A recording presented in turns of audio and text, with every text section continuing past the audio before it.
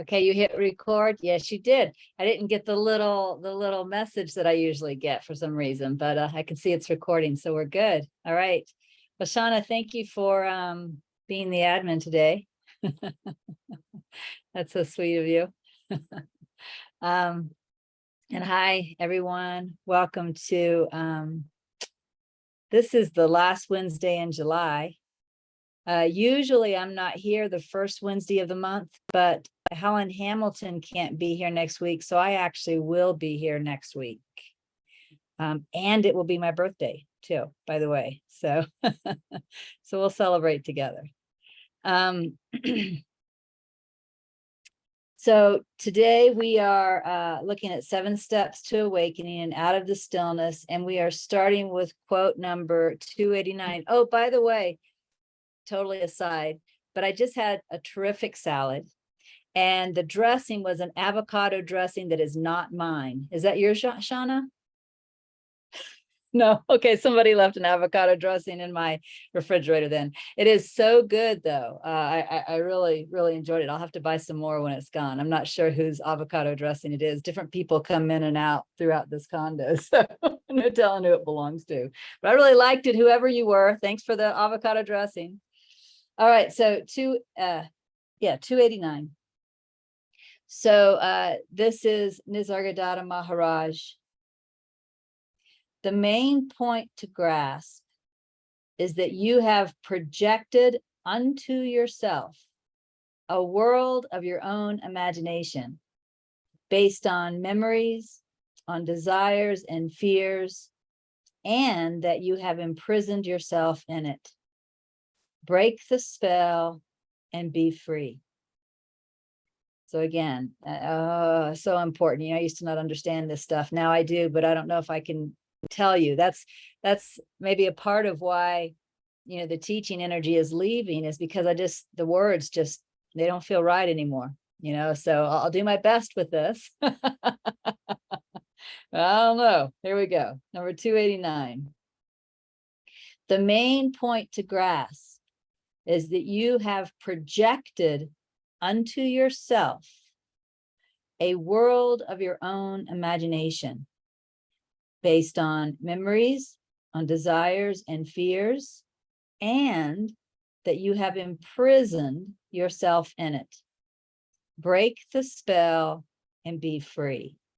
So for me, the most important part of this particular quote is, again, the main point to grasp is that you have projected unto yourself, which really means projected onto yourself, right? You have projected onto yourself a world, ... I won't read the whole thing again. I think that the main point to grasp really is seeing that the entire world is on. On is just symbol, of course. Sometimes the symbol that's used is in, but on is just as good. On what I am. And in fact, Shauna, you guys were looking at a game a while ago, one of the games. Maybe, I don't know if you have that link, you can maybe post that link again for people who missed it. That game is a perfect game for understanding this quote.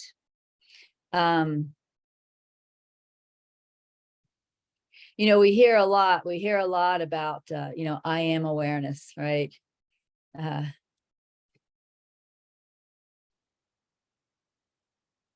But awareness isn't quite what most people think it is. What most people think awareness is actually consciousness. And let me just show you the difference between awareness and consciousness. Consciousness is something that you are aware of when you are awake. And I don't mean spiritually awake. I mean, not in bed asleep, right? When you are awake, you are aware of consciousness. You're aware of being conscious is another way to say it, right? You are aware of consciousness. When you are asleep, you are not aware of consciousness, but you are still aware. So this is where you can really see the difference between awareness and consciousness.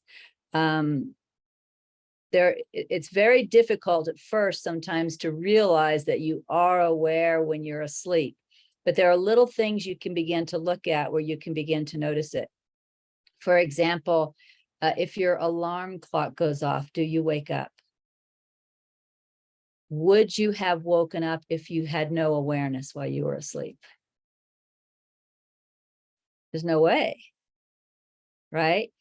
If you have to pee in the middle of the night, does that wake you up? Would you have woken up if you had no awareness? So if you really start paying, and in fact, lots of times you'll wake up and although there's no memory of sleeping, of course, because memory is a part of consciousness. Although there's no memory of sleeping, when you wake up, you just know that you slept really well. How do you know that? You know, how do you know that you had this bliss of sleep last night? You just know it, even though you weren't conscious, right? So awareness is more subtle than consciousness.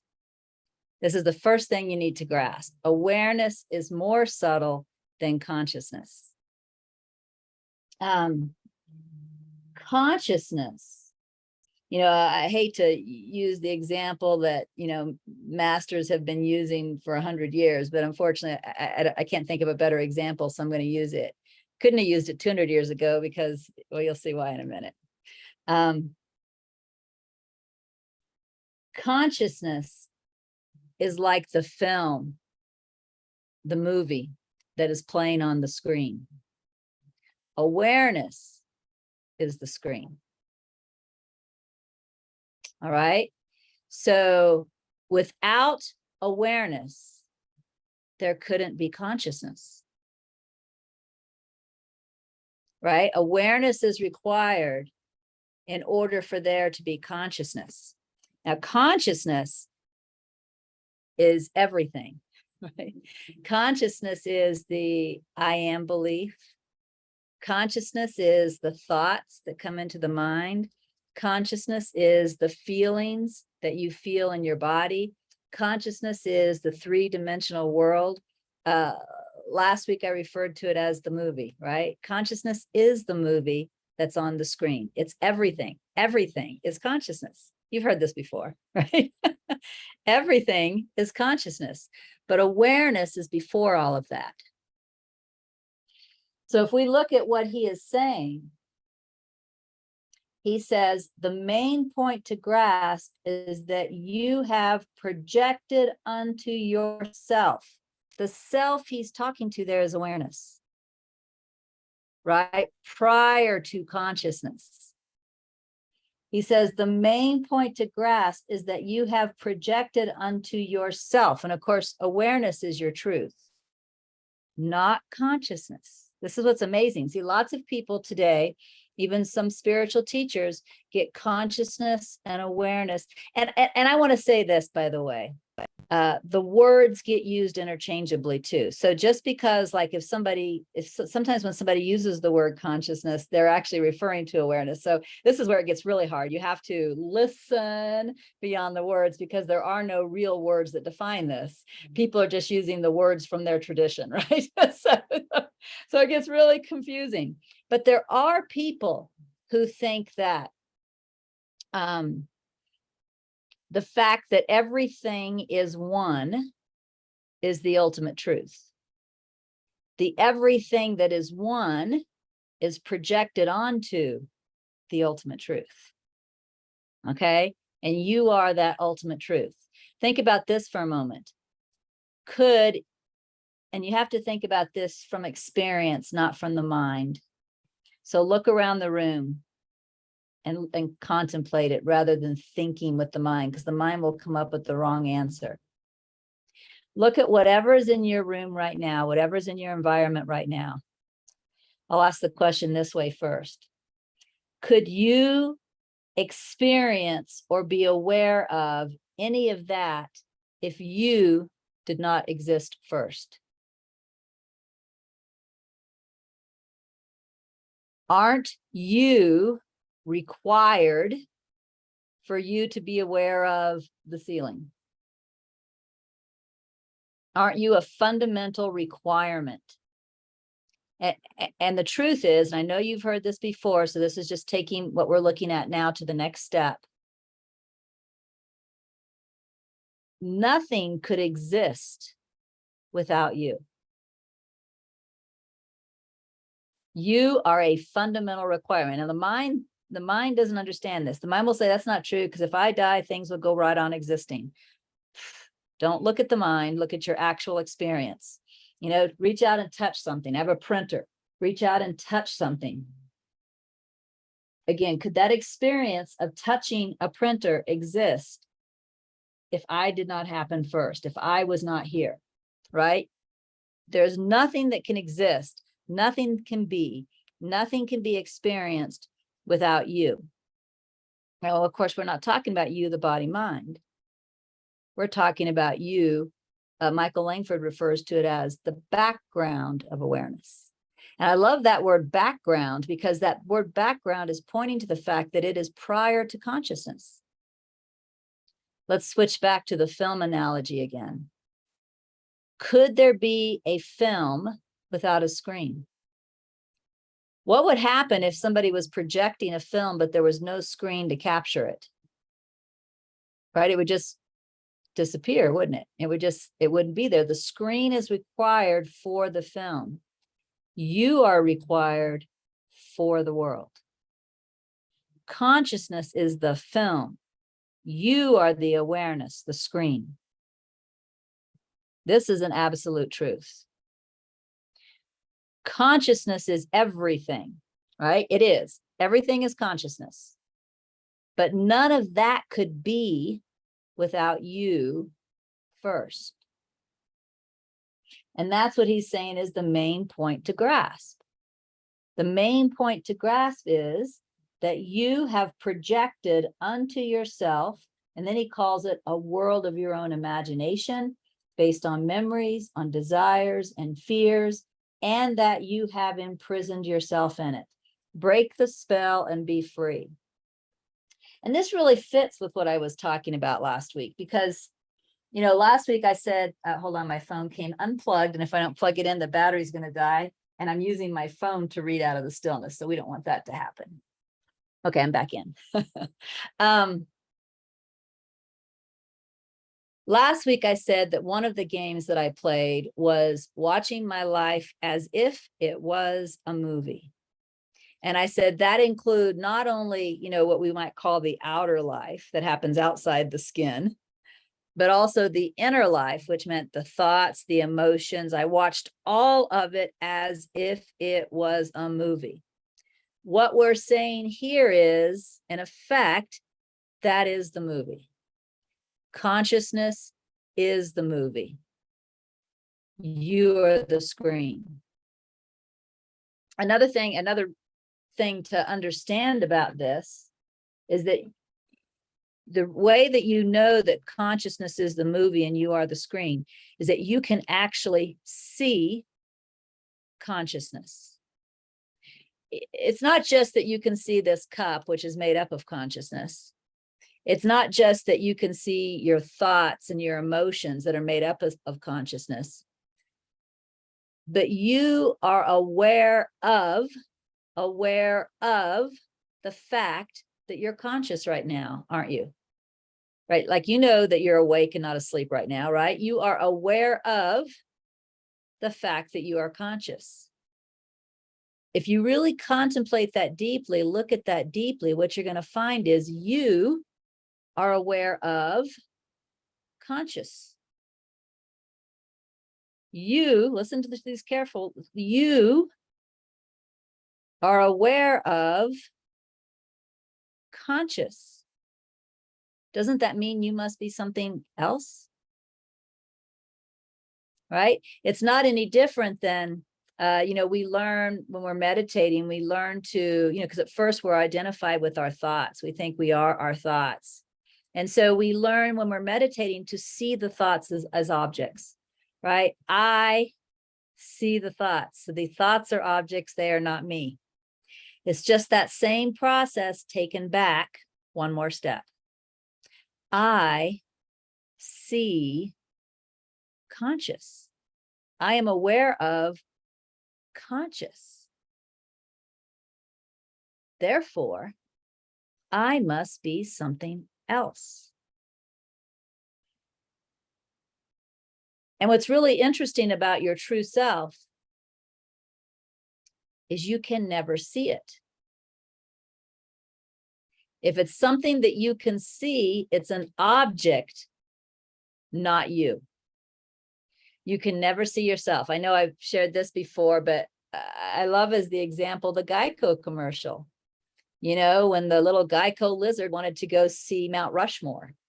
And in the commercial, what you see him is him walking through a cave, and he's talking about, you know, I always wonder what the commercial has to do with insurance. He's walking through this cave and he's talking about how he wants to go see Mount Rushmore. And he gets to this big opening in the cave and he's looking out and he can see so much, but he can't find Mount Rushmore.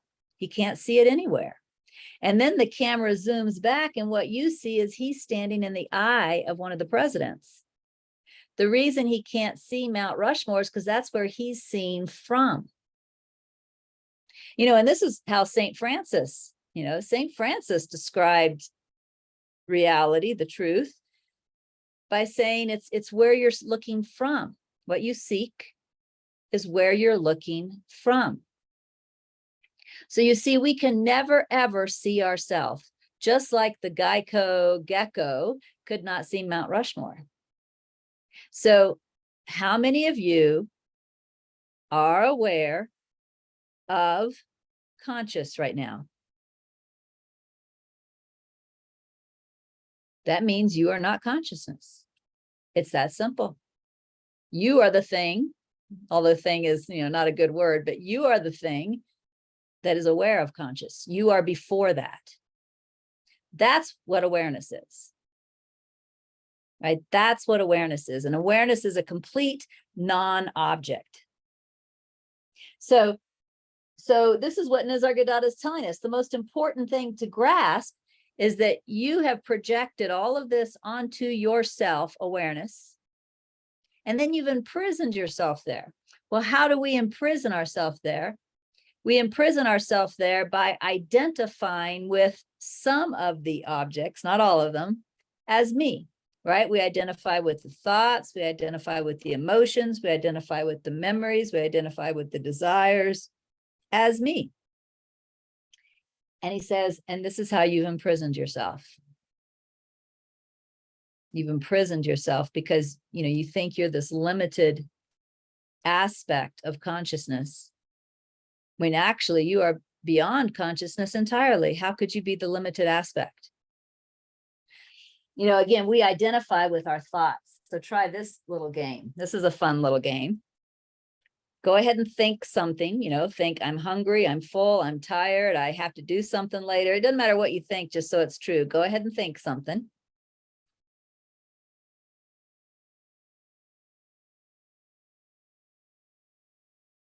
Okay, it's like I'm thinking, I promise to take my mom for a drive later. So that's all I'm thinking. I promise to take my mom for a drive later. Am I aware of that thought? Are you aware of your thought? Of course you are. Now look at something in the room. I'm looking at a cup. Are you aware of what you're looking at? Of course you are. Okay, so focus on this part. You are aware of thought. You are aware of object. Notice those sentences are the same. I am aware of thought. I am aware of cup. Let's look at that again. I am aware of thought. I am aware of object. Do you see how there's no difference there? So why do we identify with thought and not cup? You see? Why not identify with aware? That was the common denominator in the two sentences, was it not? So this is how we break the spell and be free. We recognize what we are under all circumstances, which is aware. And again, where it gets a little confusing with people is they identify with conscious, thinking conscious is aware. But if you really pay attention, you'll notice you are also aware when you're asleep, not conscious, but aware. If you wake up because you have to pee, notice I was aware that I had to pee. If you wake up because there's an alarm, notice I was aware there was an alarm. If you wake up because there's thunder, notice I was aware there was thunder, even though I wasn't conscious. It pulled me into consciousness, right? The awareness was already there without the consciousness.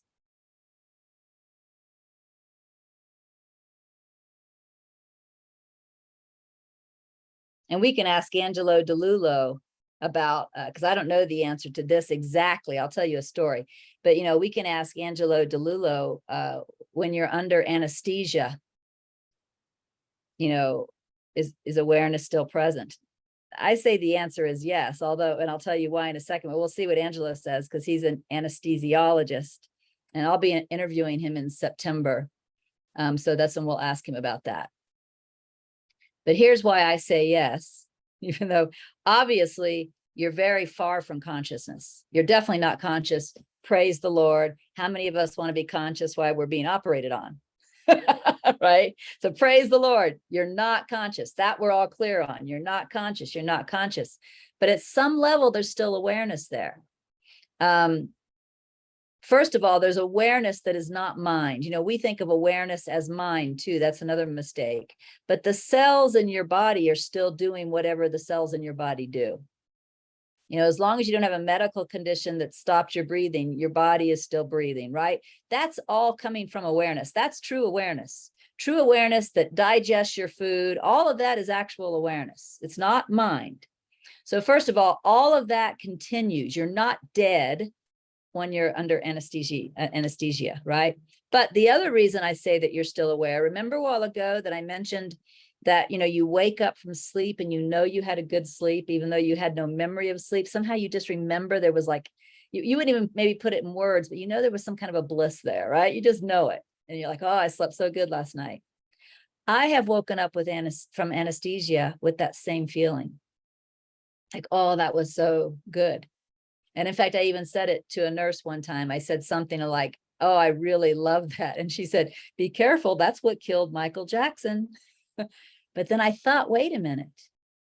Michael Jackson knew too. Why would he request it over and over and over again if at some level he didn't know it was bliss? Right? So I say awareness is still there, not consciousness. Not consciousness. It's clear we're not conscious, nor do we want to be conscious. And it'll be interesting to see what Angelo DeLullo has to say about this, since again, that's his job. But and he's awake, so it'll be a very interesting thing. But again, what Nisargadatta is telling us is that we are this awareness, which is even prior to consciousness. And we make the mistake of identifying with limited objects of consciousness, this body, these thoughts, I'm the one that said that stupid thing or that smart thing, these words, right? These emotions. And we're not noticing the common denominator, aware, and not realizing that's the consistency. That's what I am. And this, again, is why it's helpful to look at your life, both what we would call internal and external life, as a movie. Because if you can learn to really practice that, all you are doing is being aware of whatever is happening. You're being aware of whatever is happening. You're abiding as your true self, aware. So it starts off as a game. You're watching a movie, just watching the movie. But what starts happening is you just start becoming aware of everything instead of involved with, or instead of identifying with everything. You step back into your natural nature, just aware, aware, aware. And when you step back into your natural nature, aware, that's when you're free. Things don't have to happen a certain way anymore, right? You're just watching, You're just aware. End of story. It's like I've told y'all before, you're just here now. Yeah, that's it. You're just present. You're just presence. And then everything else is happening. One thing that I also did, in the last week by accident is I grabbed a notebook. In fact, I can blame Shauna for this. Not really, but we had a meeting. She's coming back to see what I'm blaming her for. We had a meeting yesterday, Shauna, and I had to write down from our meeting. So I grabbed this notebook and I needed paper, and I thought, I wonder what's in this notebook. And I started reading some of the stuff from these earlier pages, which I probably wrote, I don't know how many years ago, 2 or 3 years ago.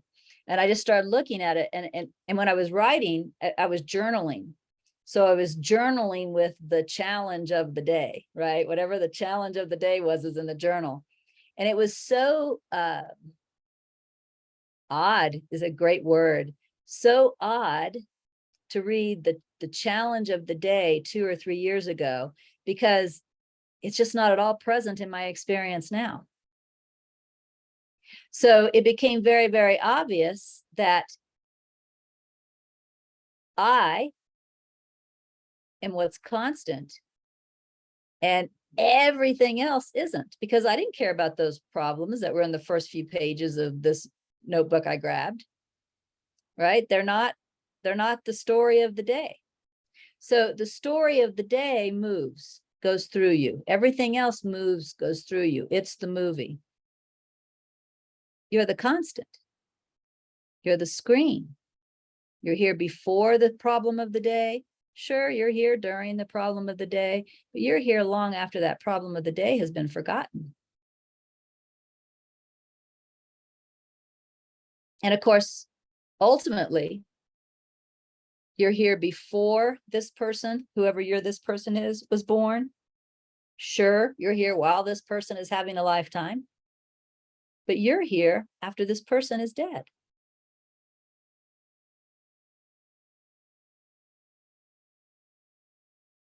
So when we start to focus on aware as what I am and realize that consciousness, every aspect of consciousness is the movie, we start to reach equanimity. Another word in my vocabulary for equanimity is happiness. We start to reach happiness, contentedness. Some people call it well-being. All is well. And this is even when there is a problem of the day that you're dealing with, and all that is still happening, but it's just like sitting back and loving a movie. You love the movie even when the negative things are happening in the movie. You still walk out and say, I loved the movie, because you never stop loving the movie. You don't only love the movie when the good stuff is going on, right? In fact, we would probably get bored in those movies, to be absolutely honest. We're so hooked on drama. So it becomes the same thing. You start loving the movie as the movie, but you're not the movie. So you're free, no matter what's going on.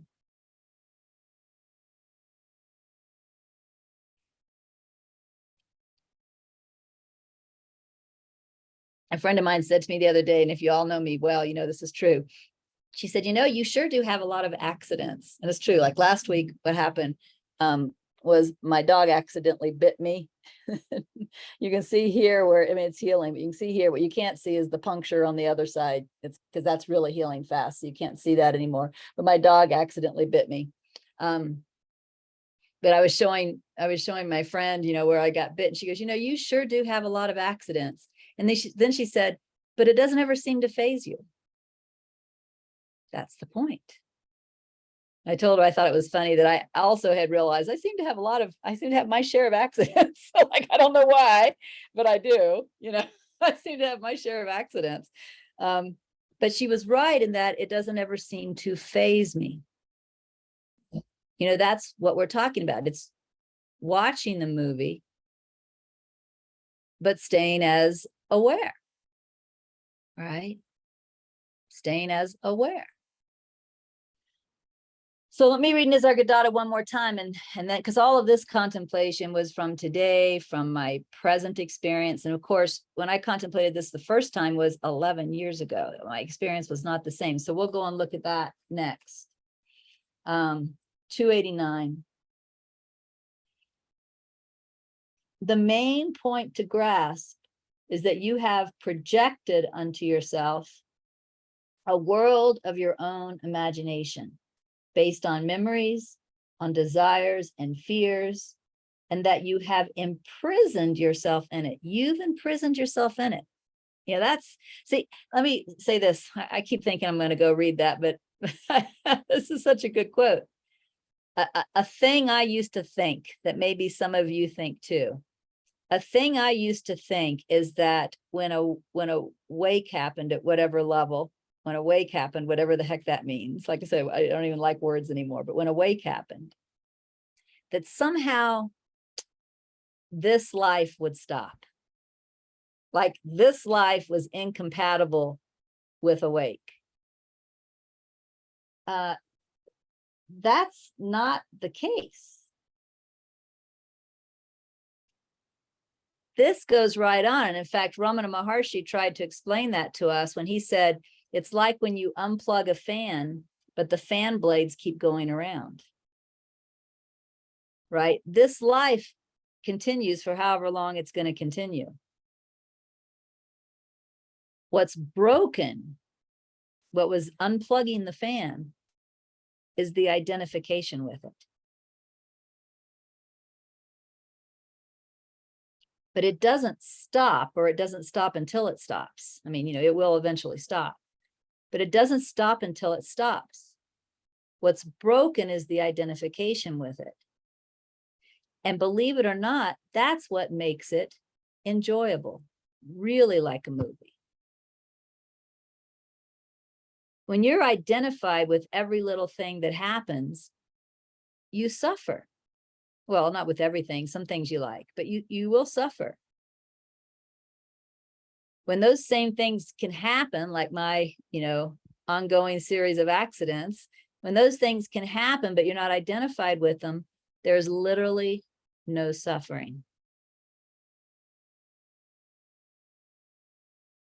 So the shift that needs to occur, the only shift that needs to occur, is the shift from identifying with the thoughts, the emotions, the body, the personality, to truly identifying with aware. Then everything else can remain the same if it does. And if it doesn't, that's fine too.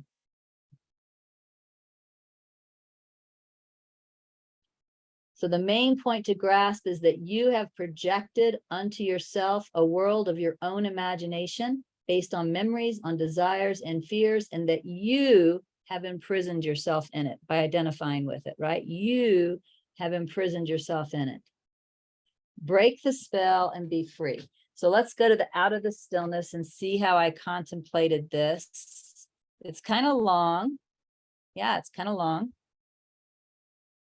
So what is the world? Mind-made illusion. And that was just me answering, as I had been taught, I will tell you, like, this is what the masters say, it's mind-made illusion. This is what A Course in Miracles says, it's mind-made illusion, right? What is the world? Mind-made illusion. What does that mean? It's simple. Mind decides an idea is valuable or meaningful. And through this decision, that idea becomes manifest in some way. When it is manifest, it is experienced. If mind decides the experience has importance or meaning, it seems real. Once an idea is expressed as real, it is like a mesmerizing spell that mind ignorantly believes, and the spell continues as real. So let's imagine this for a moment. Let's imagine that there's an idea that I should not have accidents, I should not have accidents. So if I should not have accidents, and then there's an accident, what's going to happen here? Resistance, suffering, right? That's what's going to happen here. That's how I imprison myself. The funny thing is, it's not the accident itself.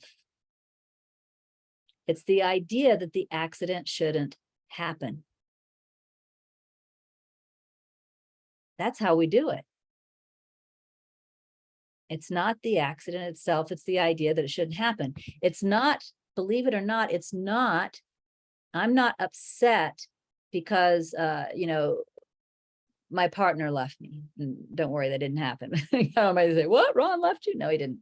But I'm not upset because my partner left me. I'm upset because I thought he shouldn't. If I had never had the thought that he shouldn't, I couldn't be upset by the fact that he did.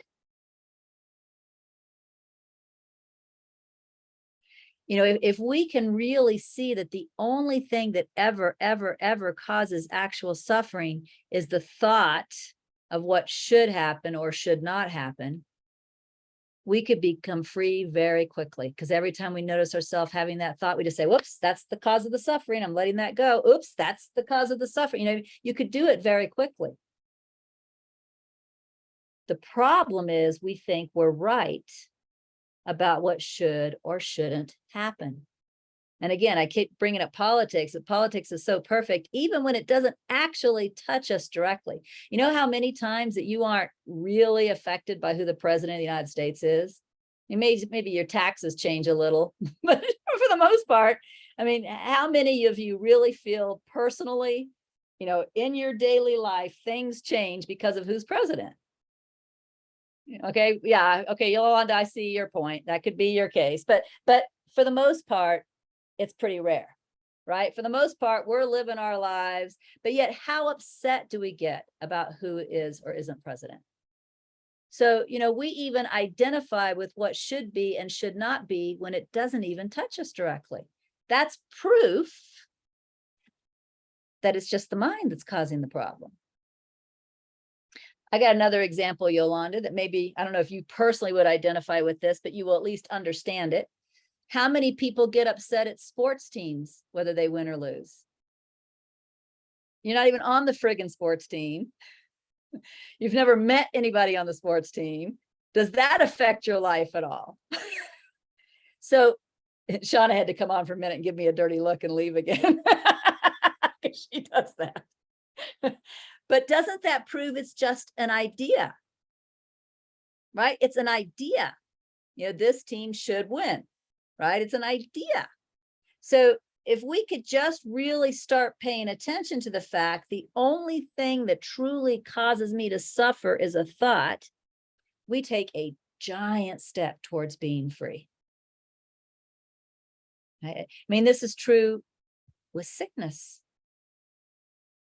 Watch when you get sick, if you're unhappy, watch. Why am I really unhappy? Because I think I shouldn't be experiencing this right now. That's the real reason you're unhappy. I think I shouldn't. Right? So this is what it meant by the world is a mind-made illusion. Every one of your experiences are coming from thoughts that you're identified with. Every single one of them. There's not an exception. So what is the world? Mind-made illusion. What does that mean? It is simple. Mind decides an idea is valuable or meaningful. And through this decision, that idea does become manifest in some way. When it is manifest, it is experienced. If mind decides the experience has importance or meaning, it seems real. Once an idea is experienced as real, it is like a mesmerizing spell that mind ignorantly believes and the spell continues as real. That's how we imprison ourselves. That's how we imprison ourselves. And if you want to, you can test this. All you have to do whenever you're unhappy is look and see what's genuinely going on in your mind. And what you're going to find is resistance to what is in one form or another. Right? It's resistance to what is. And this is why those of you, maybe only a couple of you were here, but some of y'all might have been here a little earlier when I came on and congratulated Anne on understanding the vow of happiness. And I'll tell you exactly what her understanding was. It was that happiness is accepting or allowing what is. That's it. Suffering is resisting what is. Happiness is accepting what is. It's that simple. And as Anne was describing in her teaching today, that when you take the vow of happiness, that acceptance, that's unconditional. It's not, I accept this and this and this, but I'm still going to resist that. It's accepting everything. And what Anne was talking about in her humorous, funny way, she was talking about how, she plays cards with her mom all the time. And she was talking about how she hates losing. And she thought at first that something like a vow of happiness meant you had to be happy with losing. What she realized is she needs to be accepting of hating losing. That's where the happiness is. It's not that Anne has to change. It's not that the movie has to change. You just don't identify with the movie. Anne doesn't have to become perfect, whatever the hell perfect means. And I'm sure if we all wrote down what perfect means, we wouldn't even have the same ideas of that. See, because that's just ideas again. My idea of the perfect human and your idea of the perfect human are probably not the same ideas. Some of them might match, but some of them might not. So it's not that we have to become the perfect human. It's that we accept both the inner and outer movie as it is. We don't say, this shouldn't be. This shouldn't be is what causes our suffering.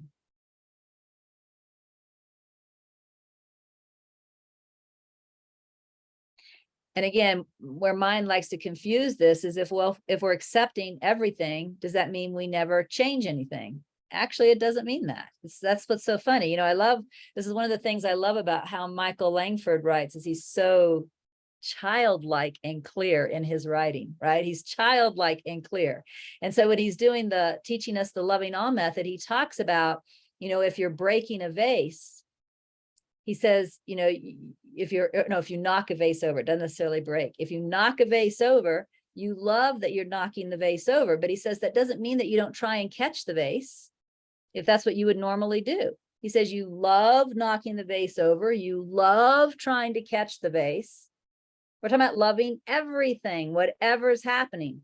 He talks about, if somebody's really nice to you, you love that person just as they are, being really nice to you. If somebody else is really mean to you, you love that person just as they are, being really mean to you. If you have a really loving thought, you love that loving thought just like it is. If you have a really hateful thought, you love that just like it is. Do you see how it's like watching a movie? Do you see how important that game was for me? Another way to express this is it's not judging, right? It's not judging, or we could say not resisting. So again, what is the world? Mind-made illusion. What does that mean? It is simple. Mind decides an idea is valuable or meaningful, and through this decision, that idea becomes manifest in some way. When it is manifest, it is experienced. If mind decides the experience has importance or meaning, it seems real.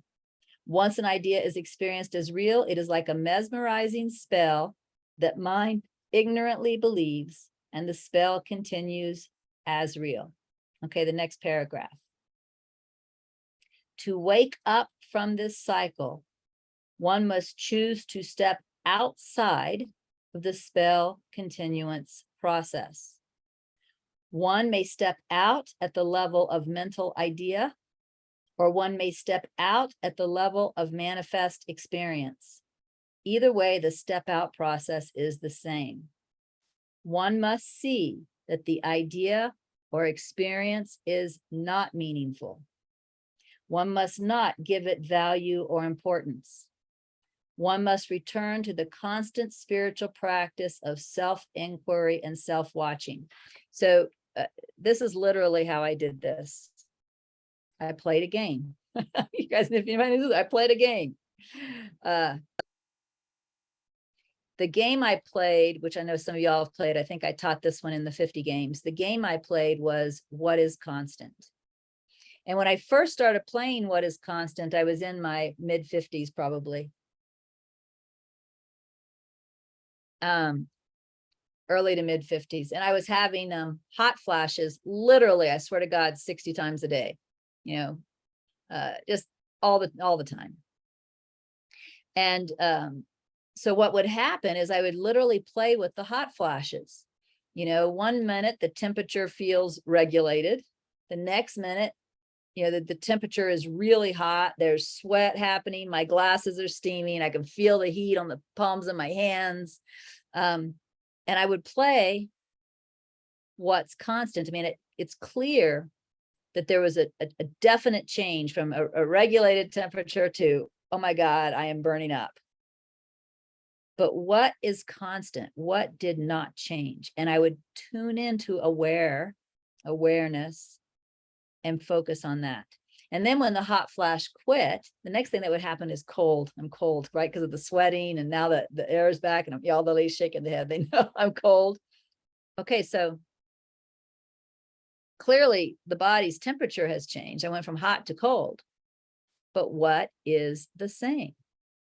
And because I was having hot flashes like 60 times a day, I was getting to practice this a lot. I literally practice it with every hot flash. But then I began to expand it beyond hot flashes. I began to notice when I was hungry, and then I would eat, and then I felt full, right? And I would really look at the difference in the feeling of with the body of hungry and full, but what's the same? What's constant? And I started playing this game a lot. And in playing this game, somehow a shift occurred, right? Somehow the shift occurred where the outer, and the outer means anything other than aware. The outer, I mean, it included thoughts, it included emotions, all that's outer. The outer was seen as happening, as moving, as changing. And I was seen as, you know, present and unchanging. Here now is all that I am, right? And this is when the movie could then continue to happen without any real effect on me, because it had been seen that what I am is clearly not affected. I am what is constant. And in fact, I think it was the second accident I had in this series of accidents that have been going on for the last 10 years. They didn't happen before that, by the way. I didn't have accidents all my life, just in my old age. But this is, maybe this is God's way of telling me to sit in a chair and stay there. I don't know. But this was the horseback riding accident when I got thrown from a horse while it was galloping, and I hit that ground hard. And it was hard ground. It was in the desert. It was in Monument Valley. And I hit that ground hard. And everything in this body hurt immediately and bad. But if you've heard this story before, you know that the first thing I did, because it had become almost a brain habit, right? The first thing I did was check what is constant. I noticed that even though I'd been thrown from the horse and everything in the body hurt, nothing had changed. That was the first thing I noticed. Nothing had changed. And if you know the story, you also know that I hurt so bad, I really didn't know for sure if I'd broken my back, broken my neck, if I was now going to be paralyzed for life. I mean, all these thoughts went through my mind. And the next thing that happened was that was the thought, well, I'll just have to be happy with that then. Right. And then the next thing that happened was I was with a Native American guide, and he came back there, and he was visibly upset. I visibly upset, even though I can't sue him. So he was probably just upset on a personal level. You can't sue the Native Americans, so I can't sue him or anything, but he was visibly upset. And I'm laying there in pain, not sure if I've broken my back or my neck, and I'm comforting him, telling him it's okay, because he's the one that's upset. This all came from playing the what is constant game constantly. You see, it just shifted, and it shifted so perfectly that even in an extreme circumstance, the first thing that was noticed was that nothing had changed. That's how valuable these games are. I call them games, but don't take them lighthearted, right? They're in-depth spiritual practices. Yes, Lynn. I'm feeling a little bit stuck. So within the context of everything we've said, what is awareness watching awareness? Yeah. Awareness watching awareness is, at least the way I experienced it, awareness watching awareness is really noticing that anything you see, you're the one seeing it. Mhm. It's always you're the one seeing it. You will never actually see you, which is where I think people get confused. So you're just because you are aware that you're aware. Just like I asked, how many of you guys are aware that you're conscious right now? You're like, everybody, I mean, you are. So you never actually see awareness. So you're really focusing on the fact that whatever you see, you're the one that's aware. That's being aware of awareness. Always noticing that I am aware.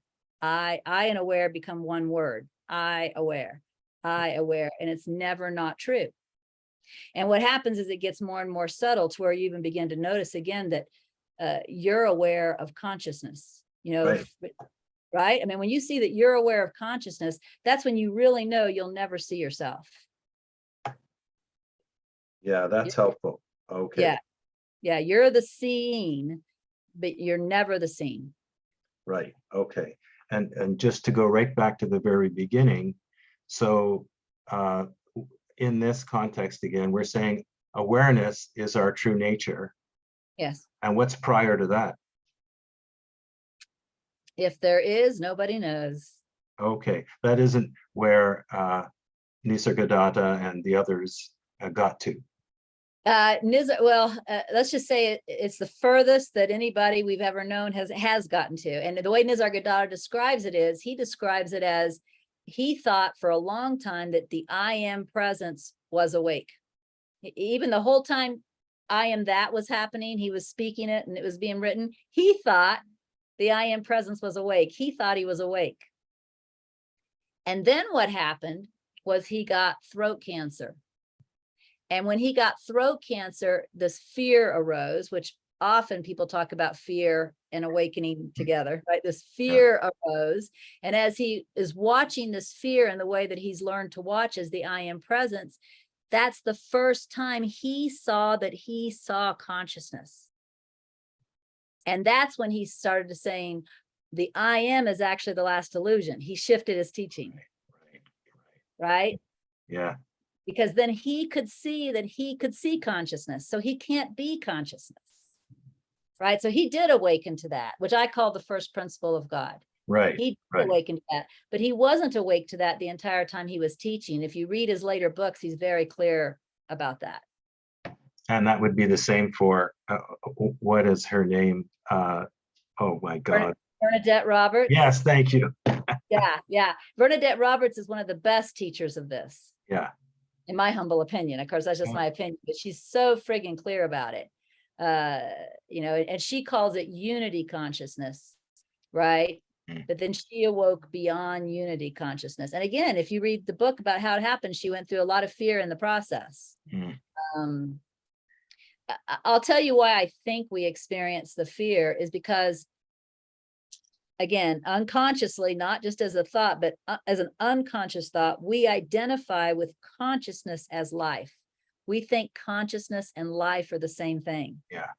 And so when you're waking up beyond consciousness, there's this panic that you're going to die because you think consciousness is life, but consciousness isn't life.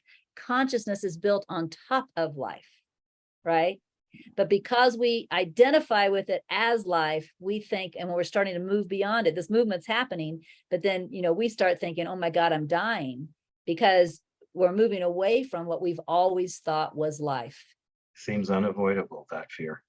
Yeah. I don't know anybody who has not experienced it. Even Angelo DeLullo talked about experiencing it. I don't know anybody that hasn't experienced that fear. So I do know people who don't like me to talk about it. So they're afraid of the fear. But I like to talk about it because I think, if we know it's normal, it's just a normal part of the process, then maybe we can face it. And even though it will still feel extreme, maybe we can face it knowing that it's just a normal part of the process, right? I'm not the first one that's felt this fear. I love The Final Doorway by Dr. David Hawkins. That's one of my favorite videos where he talks about how, because he had been taught about this, then when it happened to him, he was able to realize, just walk through the fear. He had the education to know not to let that fear stop him, right? Yolanda. Wow. Okay, this brings up many questions, but I'm just going to try to clarify something for myself that I think is simple. But Okay. So I am is consciousness, correct? Yeah. Yeah. Ah, okay. So when we use the word, sometimes I use the word watcher, the watcher. Yeah. Is that awareness? I'll tell you, Yolanda, the absolute truth. The absolute truth is, in the beginning, when we are beginning, we see the watcher or the watching, we're doing it as consciousness. Okay. There comes a point that it shifts back. And what happens then is you become aware, oh my God, I see consciousness, right? So when we first start, we're doing it as consciousness. And this is exactly what Michael Langford teaches, because if you read his books, he says, just focus on your everyday consciousness that wakes up in the morning, goes to bed at night. He knows that's the starting point. He isn't saying that's the ending point. In fact, he even says that will bring you to what he calls infinite consciousness. He calls that infinite consciousness, but another layer back, right? So the everyday consciousness is the starting point for all of us. And that's where we all begin. And that's where we got to begin. You can't begin somewhere where you're not, right? Right. It's like the yellow brick road, right? You got to begin right where you're at. But there is a shift. And when it hits you, it's like, oh my God, it hits you. And we have 1 minute left. So go ahead, Patricia.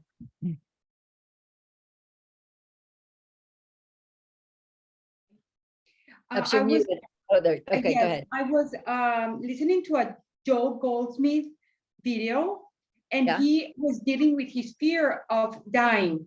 But he had been recently in the barber shop, cutting his hair and his nail, and making a manicure. And then he started like reasoning, and this came to him that he wasn't upset that his hair was cut. He wasn't upset that the hair went there and that he was still here, and the nails went to the to be burned, but he was still here. So he thought that if they chopped his hand, he would be here too. If they chopped this hand and this hand, and if they chopped him, he would still be here. Yeah, that's perfect. That's a perfect, it's one thing I love about listening to you all when you're in the different discussions, like the 500 days or the early teachings or anything, that I love listening to how you have the same insights I had, because you do have the same insights. We all have the same insights, but you come about them differently. And that's what I enjoy listening to. I love listening to how it came to you. And so that's what she just shared, is how something came to Joel Goldsmith. Each one of us, in some ways, we're on the same path. And there's primary realizations. We're all going to have those same primary realizations. But other than that, the paths are completely unique, right? And the way the clarity comes upon me and the way the clarity comes upon you is different. And that's part of the fun, I think. So I do love listening to you all when you're sharing your own clarity. And I think we're out of time. And we did finish reading this, so we're good. I was concerned that maybe we didn't even finish one quote, but we did. So next week we'll be here for quote number 290. And I'll see you guys on August 2nd. Bye.